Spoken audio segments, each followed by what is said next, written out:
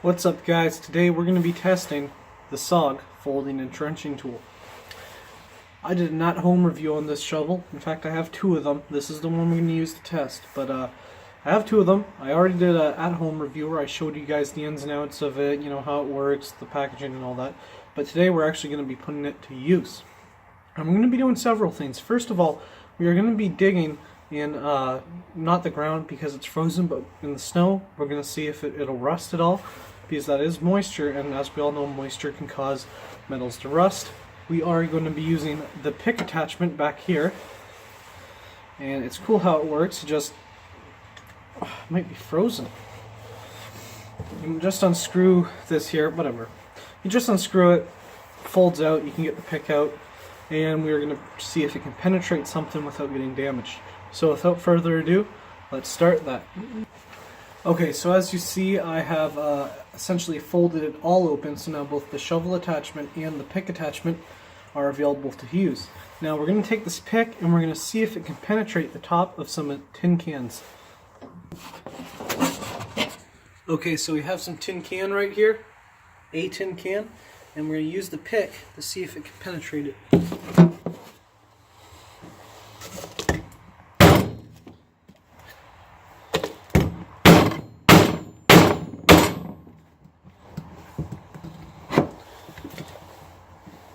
Okay, so it appears that we did indeed penetrate it. Now, that took a few hits to do, probably because I'm on this workbench. In the middle, it's not supported by anything. It's just a solid piece of plywood. So, I don't know, like some sciencey vibration type thing causes you to not be able to get through stuff as easy on this as you would on another surface. But we did indeed get through, as you can see. Now, what if we bent it?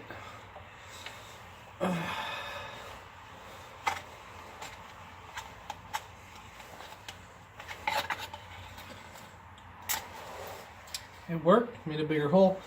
I don't know what you'd use this type of thing for, you know, making a hole or whatever, but it can make a hole in some thin surfaces of questionable material. So, what else could we test on? Let's head over to the ground outside.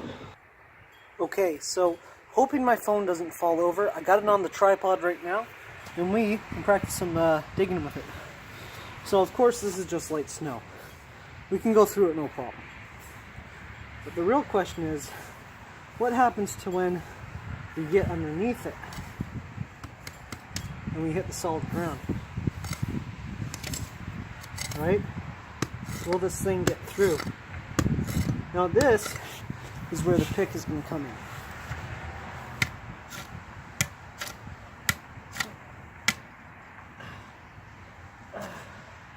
I don't know, I felt it moving there.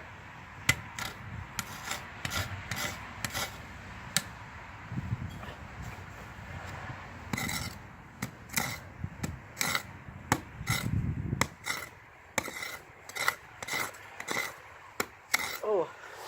The joint up here, it's definitely getting loose, but if we just tighten that, yeah, it should be fine. Well, using the pick attachment, it appears it made a pretty decent hole. I mean, not a big hole, but I mean, it got in about 1/4 of an inch, which is more than I can say when the ground is frozen like this. Now, another thing about this tool is that it does have a saw on it. It's right there. We're going to test that out on some wood. So, I figure, let's just test this out on my tree. Now, of course, we're not cutting down the tree, but we are just making a small cut in it. So, here we go.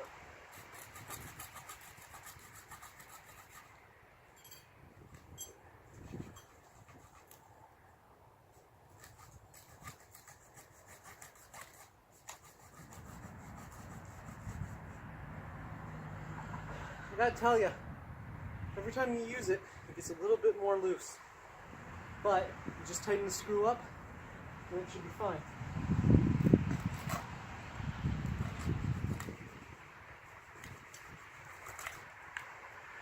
we go. So, we cut off a pretty good nugget of wood there, and the tree is also frozen, so that should say something about the saw you get on it. And it doesn't appear that it's bent over or nothing. I gotta say, that worked pretty good.